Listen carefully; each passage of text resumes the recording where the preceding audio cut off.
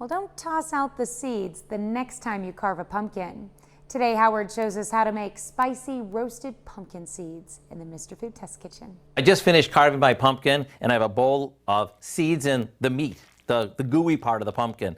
So what I want to do is I want to separate the fleshy part from the seeds so we can roast them. And a little secret that I found, if you take the bowl and you fill it with water, what happens is the pumpkin seeds will actually float to the top.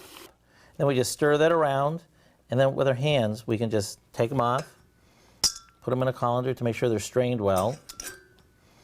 This is a lot easier than trying to fish it out one by one, that's for sure.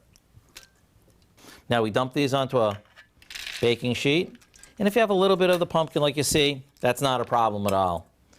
We just spread these out, drizzle them with a little bit of olive oil, or you could use butter, that's up to you. A little bit of salt.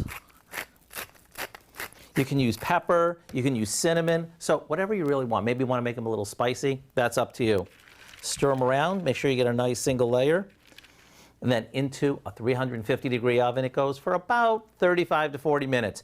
Do these ever look good or what? And to think, some people just throw those out. Why would you? When these are so easy to make. Maybe top our salads or soups with them. To get the recipe for our spicy roasted pumpkin seeds, all you have to do is go to our website. I'm just going to sneak some. Crunchy, salty. Ooh, it's so good. Looks good.